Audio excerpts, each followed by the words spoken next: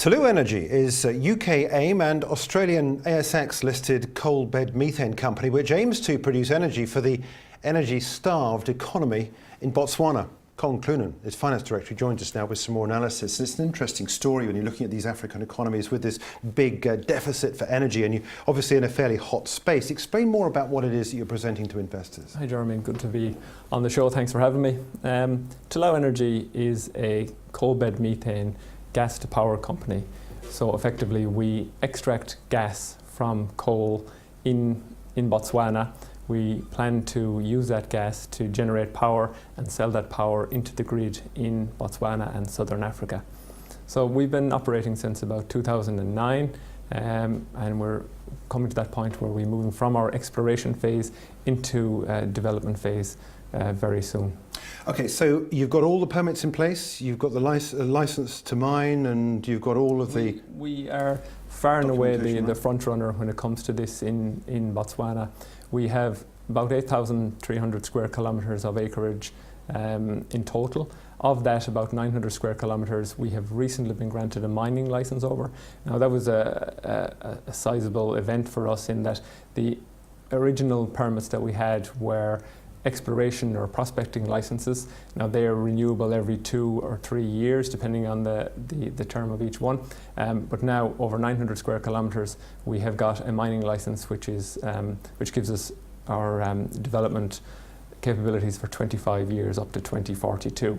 So that was an enormous event just a number of weeks ago. The other issues, the other items that we have as well would be an environmental impact statement approved for our development. So that means we can not only do further exploration in our field in Botswana, but we also have the permits to start the development project. Now, no other company in Botswana have an environmental approval in place for exploration, let alone development. And they also don't have a mining license. Before we get on to the development plans and so forth, I just want to clarify that in fact my understanding is you are actually producing energy, aren't you, at this stage? I think you've turned on the equipment and you're now managing to use less diesel, is that right? Yes, we've been producing gas from our Salemo field in Botswana since early last year, so well over 12 months. And that gas, for a while we were flaring that gas, and we've now harnessed that gas. We've installed a gas generator, and we use the gas from the wells to generate power using that generator, and that power then is used to feed the equipment that is required on site.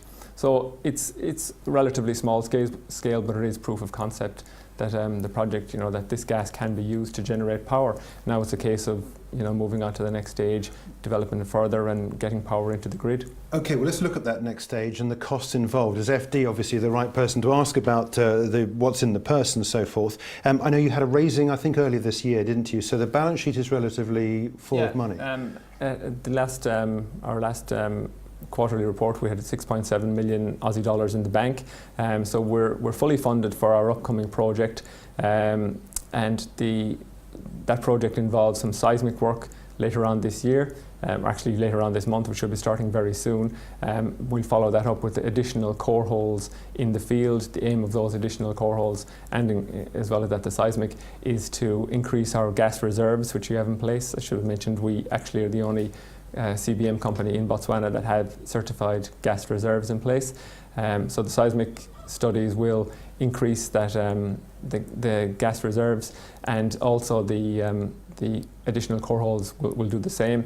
Plus the other thing that both the seismic and the core holes will do is they'll pinpoint the exact areas that we will start our development in. Now the development itself it's planned to be a scalable 100 megawatt project in response to a tender that the Botswana government put out earlier this year. Now the due date for the submission of the documents for that tender is actually tomorrow, the 20th of September. So we'll be submitting that proposal to the government. Our plan will be to do a scalable project, as I said, building up to the first 10 megawatts, get some power into the grid, start generating revenue. And the great thing about CBM is its scalability. We can drill a number of wells, we can add in another generation like let's say 1 megawatt, 2 megawatts worth of generation, as we drill out the field, continue to increase, and we can build our way up to 100. Rather than a lot of oil and gas companies, they need an enormous amount of capital expenditure up front. The beauty of this is we can put in, we can reduce that initial amount of capex before we start getting revenue. So once we have revenue, then at least that revenue can start feeding the company and building as we go. Okay, the money you've got in the bank at the moment, is that going to be sufficient to take you through to the point when you start getting income from actually selling it into the grid? It's going to get us through to the point where we will start our development program. So effectively, it's going to do the seismic, it's going to do the additional core holes, get our reserves, and effectively the response from the government in relation to this 100 megawatt tender that I mentioned is due tomorrow. When that response comes back, then we'll be at a point where we would look towards development funding. Is that government intervention a rubber stamping so far as you're concerned? Well, nothing's ever certain, right. But the government are very keen to bring coal bed methane in as part of their generation mix of power in Botswana. So nothing's ever a rubber stamp, no. But look, we think we've put forward a very strong proposal, and the actual tender document only went out to 2 entities, and we are far and away the leading entity, right. And the only one producing gas, the only one with environmental approval. Okay, how much you got to raise then to get you through to the point where you're going to start filling the grid? We would like to we'd like to initially start off just with a simple, like, get 2-4 megawatts or so into the grid. Now that can be done for as little as 15 to 20 million US dollars, and that would also involve putting in transmission lines to connect our field to the grid, and there will be a mix of how that will be done. There's a number of infrastructure funds who would like to get involved as well in that as well, which means that we wouldn't actually have to put forward the capital for for the infrastructure element.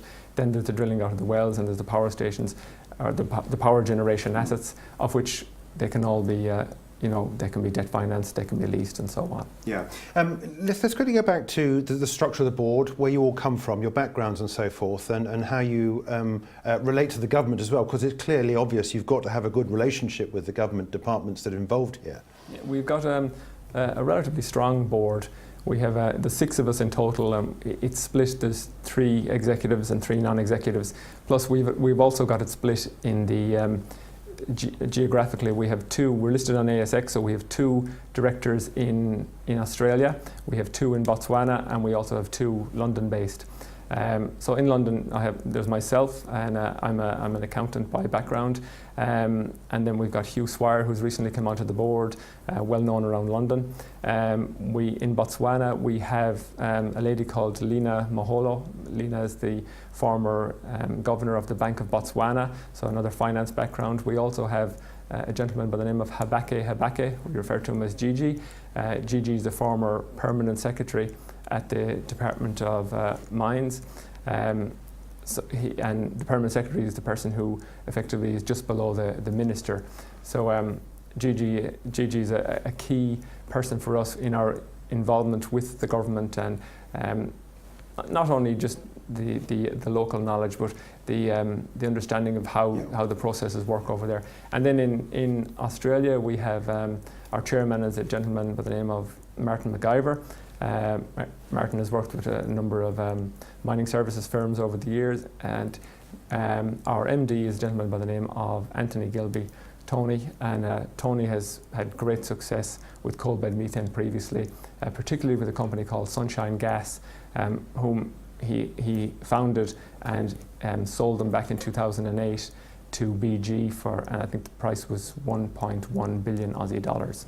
So Tony's got the history in coal bed methane, and the reason that this project started was on the back of the success from Tony's old Sunshine Gas days, where they went around the world. looked at a number of different basins, and they settled on Botswana as one that had a good geology and an excellent market. And of course also the political environment there is known as very good as well. It's a democracy, obviously. Just on that note, I talk a lot to other companies that operate around Africa, and there's a thing called Black Empowerment, and I think it insists that there is a board made up of in excess of 50% of local people, and I think ownership is also in excess of 50%. Is there anything like that in Botswana? There's no restrictions like that in Botswana. There's no non-black empowerment rules. There's no restriction on foreign ownership. There's no restriction on foreign exchange. So like, Botswana is one of the, if not the leading economies in sub-Saharan Africa. They've got a very large diamond mining industry, so one of the largest diamond miners in the world. They have a very strong, stable government who are very supportive of the project. And some people have actually described it as the Switzerland of Africa. So it's a fabulous place to go. It's safe. The people are, very supportive of what we're doing, and look, the government are a strong supporter of this, and they see that rather than relying on diamonds completely, they want to build other industries in the country, and they would like to see power generation from a local source being one of those future industries that they have where they can sell power to the neighbouring countries, particularly South Africa with its chronic shortage of power. We've got to run on really quickly. One final question. It has to be about the shareholders. I want to break up a share price chart. As I said, you're listed in Australia as well as London. This is the London listed share price, 8.7 pence. From what you told me, what is the value of the assets that the company has got in pence in terms of the share price at the moment? We're talking 8 something pence. What is the value of the business? Well, look, it's always a difficult one to answer, and as a director, and as a finance director, I think the price should be significantly more than that. But look, perceived as an exploration play, I think we're very, very cheap at the moment. The other side is we're just about to go into development, so if there's ever a time where you can see a company sort of doubling or tripling in share price, it's generally at this sort of stage before someone gets into development and they start generating money. I go to a lot of presentations, people say, look, we're in development, we're producing this amount and this is our revenues and so on, but does that revenue actually sort of fall back and sort of give an increase to the share price? Generally that's all already happened. Priced in. So I think at this stage now, we're at a real key point where, get a run on what we're doing, get the response from the government will be a key one, of course, and the share price should take off. We'll look for news. Okay, Colm, thanks so much indeed for joining us. Colm Cloonan is Finance Director there at Tlou Energy, Botswanan CBM company.